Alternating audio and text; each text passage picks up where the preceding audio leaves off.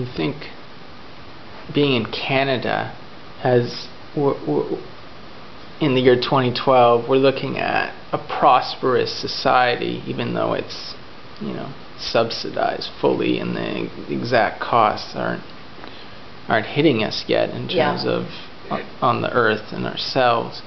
Are we in a good position where people can transition themselves slowly into something like we're talking about here, or does it need to be a society needs to collapse and then we're all forced to be, you know, coming together, and we really have to work on ourselves, and we really have to work, like, that's a great question. I mean, if we have some sort of peak event, do we have the readiness quality to come together and work together and pull it off? Are we like the Hurricane Katrina team? Are we the ones that were devastated by it and we're wandering around aimlessly, unsure of what to do?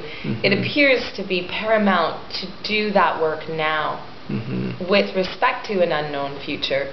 And yet, it does seem culturally, when there's a heightened level of privilege, that there isn't necessarily the motivation to break through on the healing levels needed. Because you can always go to another relationship, and you can always go to another job. Like, we don't never seem to really have to force ourselves up to the wall to really see ourselves. And that level of privilege, unfortunately, is a great barrier. For me, it's a question of degree. It's not, do we need to or do we not? It's if we don't, we're going to fall harder. And the privilege is basically the illusion that it isn't happening already. Food riots all over the world. Whatever it is, it's happening. We're in a little bubble. If we have the courage and the awareness, we can start making that change now and impact not only the quality of our own transition, but what's happening all over the planet. And the courage and awareness for me means diving into those uncomfortable, fully accountable experiences for our impact. And the privilege of our North American society is that we don't have it in our face, otherwise we would be acting differently. Our hearts would be broken, we'd be acting.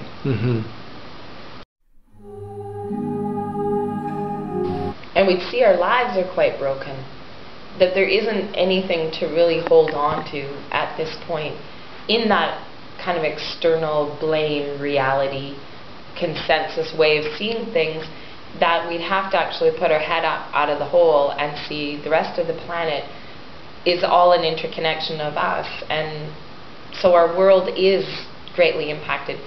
We are in peak experience right now. It just isn't a hurricane that's hitting us, so maybe it's not finitely noticed by me as having the impact. And it's strange, I went to this Thought Leaders of British Columbia a circle where I was called in to talk about these kind of things, and it was an amazing process. There was about 40 of us, very high-powered folks in positions of fairly large impact in British Columbia, and a little non-profit person. But what happened out of that, we went through a storytelling process, and themes came out, and each of the groups came back with the story of the well-being of British Columbia. And this is only a province. But I think it's applicable whether it's a village or a province or a country or continent or the planet. The conversation that came back from each group was almost identical. And basically the byline went something like, we're in deep trouble, it's going to hit the fan. There was 4 themes of what hitting the fan would look like, from pandemic to major climate event to a war to a complete and economic total fracturing and destruction.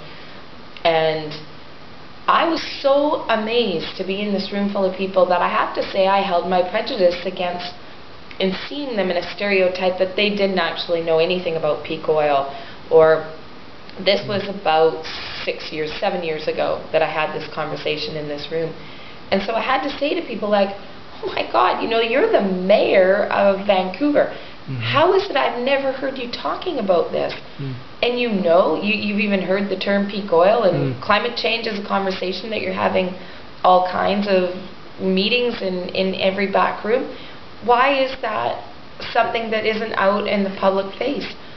And each one of the people in the room then shared a conversation about how they would not be able to continue in the position they were in, and that they're trying to make a difference in subtle and sometimes a little bit furthering more not subtle ways.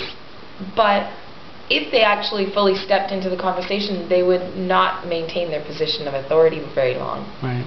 Is it worse to do nothing or to do something imperfectly? Well, what really stung out of that was the feedback that there isn't the political will in the general masses that would be up behind a person that spoke forward on that level, that we don't have that critical mass of thinking yet. Now, that was 7 years ago. I'd say the wake-up is happening faster and faster, and people come in here that you would least ever expect to be called, not just a community, but that, you know, there's a dire need to do something. And it's always wonderfully surprising to meet those people, and they're giving away whole corporations, or, you know, making paramount change in their life.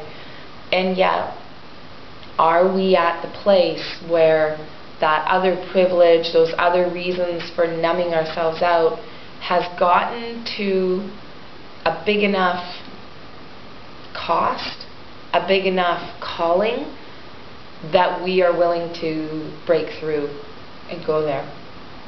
And I don't think it's until then that we're really going to see all this work come to another level of fruition.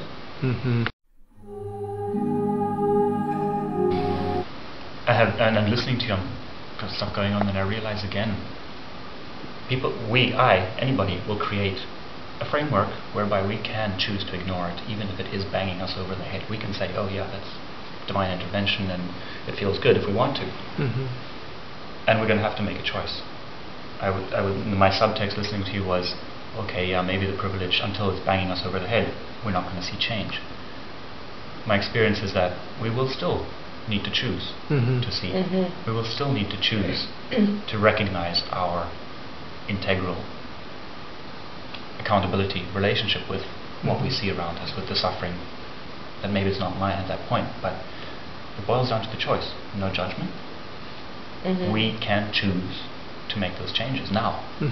Even if it's not me who is sleeping in the street with whatever it is that I may be carrying on behalf of our society, we still need to make that choice. And that's the hugest, frighteningest, biggest opportunity in community, is that's where we can really practice that. And that's what my belief, that's what is attracting people. And we're still building the vocabulary together.